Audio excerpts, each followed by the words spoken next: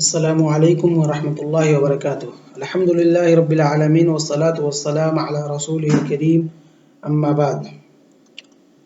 عزیز طلبہ، جیسا کہ ہم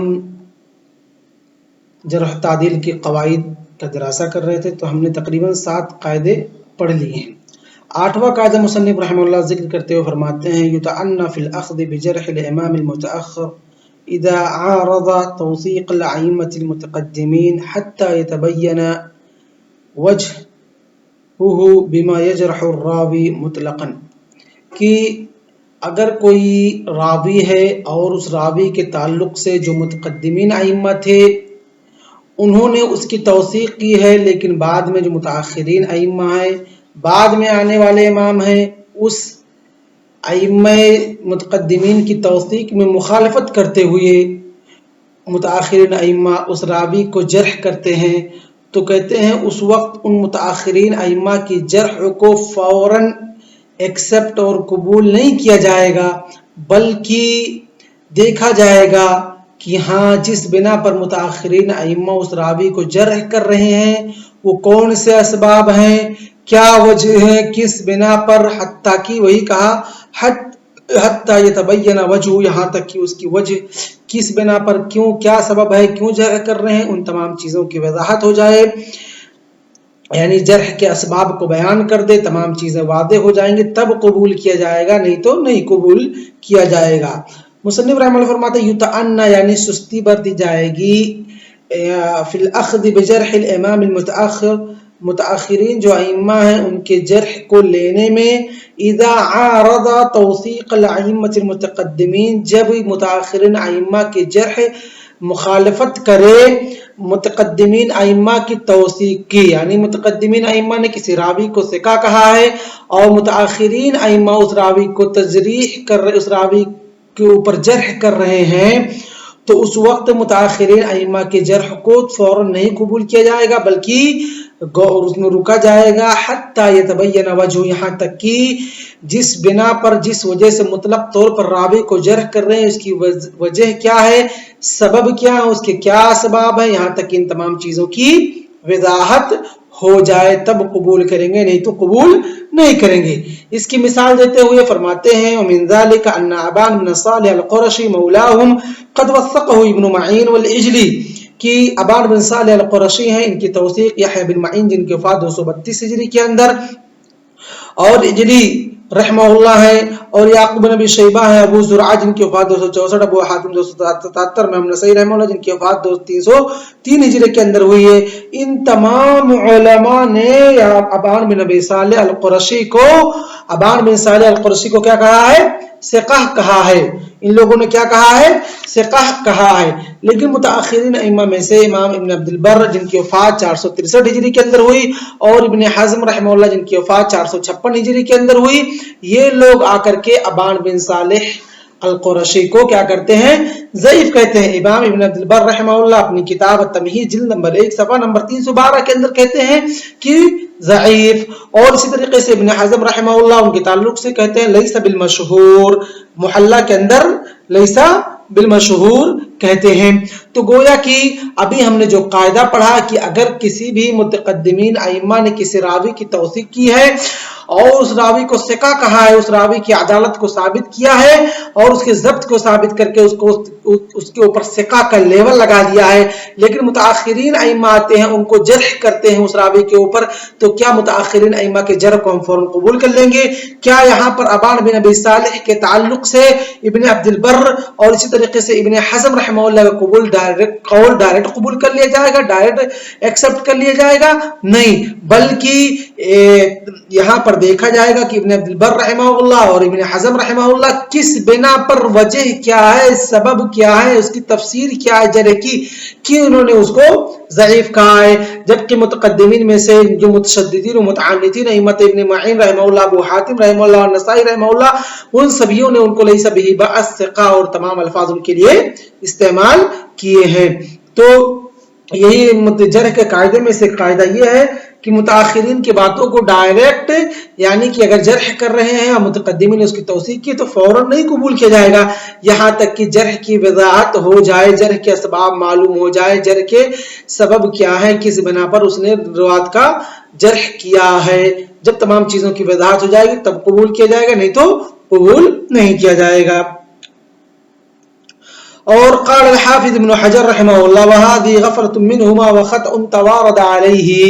कहते हैं हाफिज इब्न हजर रहमहुल्लाह इसका तज्ज़िया करते हुए, एनालिसिस करते हुए फरमाते हैं कि हाज़िही गफ़लतुम मिन्हुमा,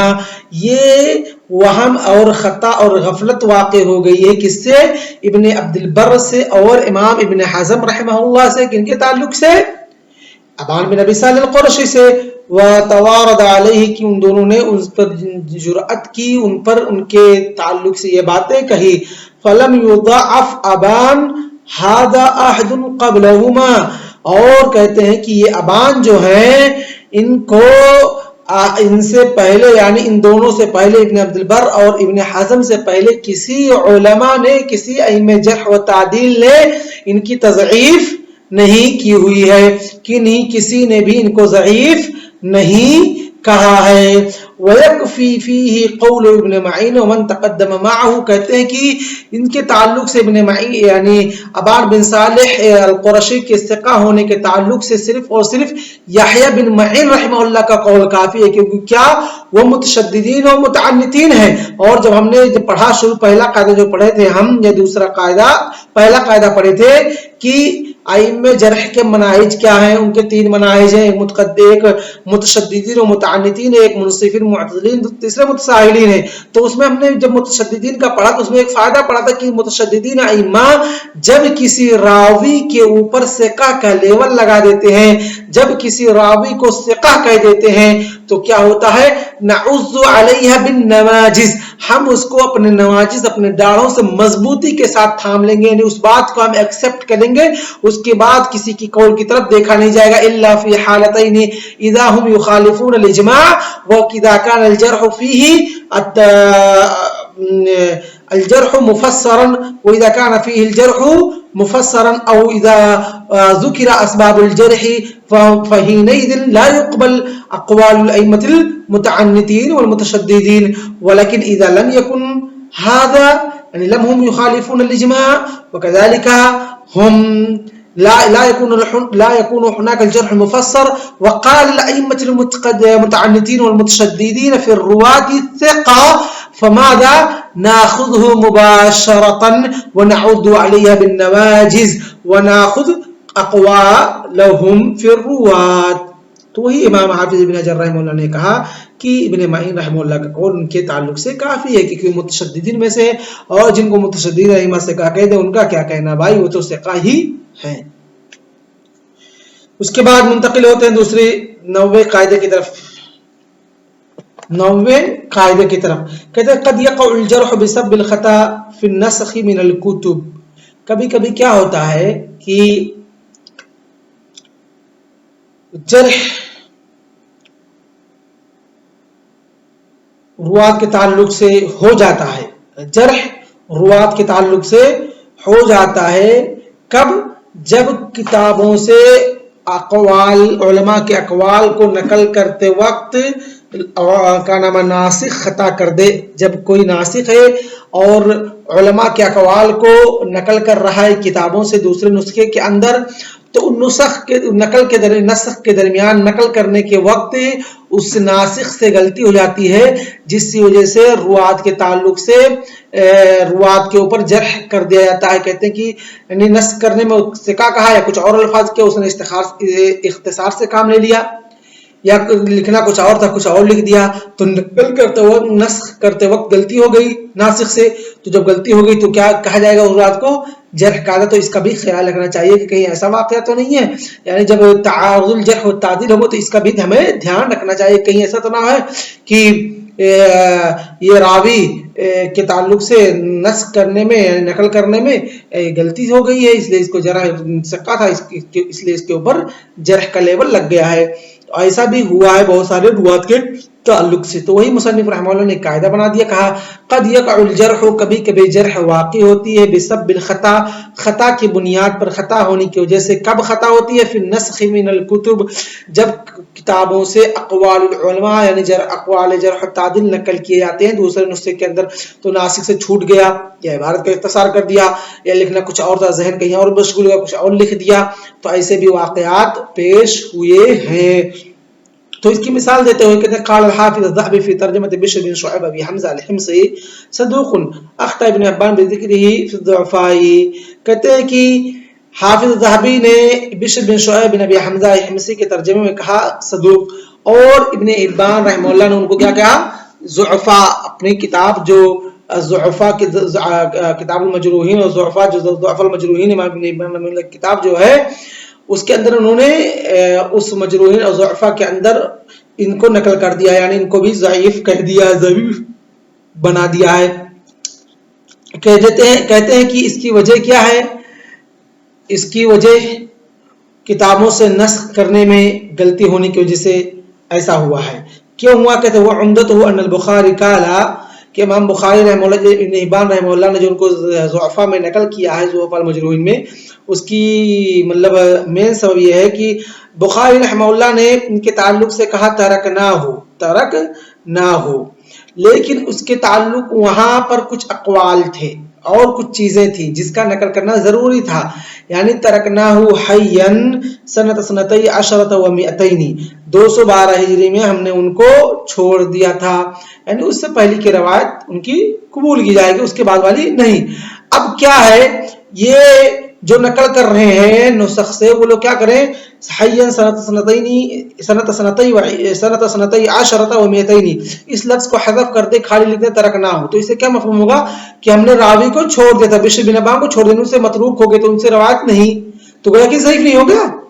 ज़ईफ़ शुमार होगा। तो यही चीज़ें नस्ख़ करने में गलती हुई और बाज़ अल्फाज को छोड़ दिया गया नस्ख़ करने में, इस वजह से इब्न हिब्बान रहमतुल्लाह ने उनको ज़ुअफ़ा और मजरूहीन में नकल किया। तो वो कहते हैं उम्दतहु अन अल-बुख़ारी क़ाल तरकनाहु कज़ा नकला फ़वहिम अल बुखारी, तो उनको वहम हो गया बुखारी पर। इन्नमा क़ाल बुखारी, बल्कि बुखारी रहमतुल्लाह का कौल ये था तरकनाहु हय्यन सनत सनतई अशरत व मिअतैनी की 212 हिजरी में हमने उनको छोड़ा। वक़ाल हाफ़िज़ इब्न हजर रहमहुल्लाह वक़ाल इब्न हिब्बान फ़ी किताब अस-सिक़ात कान मुत्क़िनन सुम्मा ग़फ़ला ग़फ़लतन शदीदा,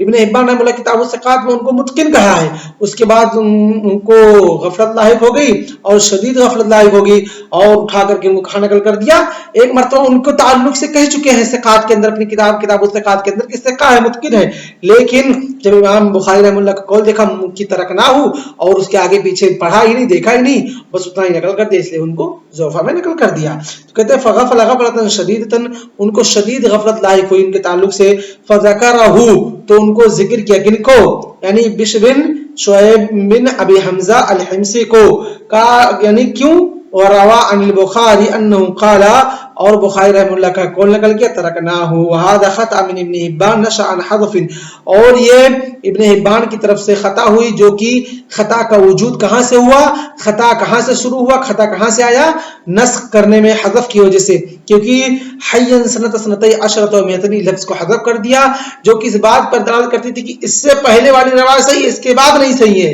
अब इन्होंने उसके बाद पूरे जुमले को उसको हज़फ कर दिया, तरकनाहु का जिक्र किया, जिससे पता चलता है कि हमने इसको हमेशा के लिए छोड़ दिया। वज़ालिका अन अल-बुखारी इन्नमा क़ाल फ़ी तारीख़िही, और इमाम बुखारी रहमतुल्लाह अपनी किताब तारीख़ुल कबीर के अंदर कहा तरकनाहु हय्यन, हमने उनको जिंदा छोड़ा था, यानी जिंदा थे जब हमने उनको छोड़ा था। वो सन कौन सा था? 212 हिजरी का था। फसखता मिन नुस्ख़त इब्न हिब्बान लफ्ज़ा, और फिर इब्न हिब्बान रहमतुल्लाह की किताब से नुस्खे से ये लफ्ज़ साक़ित हो गया और उन्होंने क्या लिख दिया? सिर्फ तरकनाहु। जब तरकनाहु लिखा तो माने की तब्दील हो गई, गोया कि हमने उस रावी को छोड़ दिया, वो रावी मतरूक है। तो जो मुसन्निफ रहमतुल्लाह ने कायदा बनाया है, कद यक़उल जर्ह, कभी कभी जर्ह ऐसा होता है बिसब्बिल खता, खता होने की वजह से वाक़ हो जाता है। कब ये खता होता है? जब वो किताबों से नुस्ख़ से उस चीज को नस्ख़ किया जा रहा हो, नकल किया जा रहा हो, तो कोई इबारत हज़फ हो जाए, कोई इबारत छूट जाए, तो इबारत के छूटने और इबारत के हज़फ होने से रुआत ان روات کو جرح کا سامنا کرنا پڑتا ہے یا ان روات کے اوپر جرح کر دیا جاتا ہے جو کہ اصل معنوں میں کیا ہوتے ہیں؟ ثقہ ہوتے ہیں، جو کہ اصل معنوں میں کیا ہوتے ہیں؟ ثقہ ہوتے ہیں۔ تو اگر کسی راوی کے تعلق سے اس طریقے سے اختلاف ہے کہ علماء نے اس کو صحیح کہا ہے اور اس کے تعلق سے ضعیف کا بھی قول ہے، تو ہم کو یہ بھی دھیان دینا چاہیے کہ کہیں ایسا تو نہیں ہے کہ یہ جو اختلاف آئے ہوئے ہیں یہ نسخ میں نسخ کرنے کی وجہ سے، کسی لفظ کے ساقط ہو جانے کی وجہ سے آئے ہوئی ہیں، تو اس کا بھی ہمیں خیال رکھنا ہے، اس کا بھی ہمیں دیکھنا ہے۔ تو آج کا درس ہم اسی پر اکتفا کرتے ہیں۔ وصلی اللہ علی نبینا محمد وعلی آلہ وصحبہ اجمعین۔ السلام علیکم ورحمۃ اللہ وبرکاتہ۔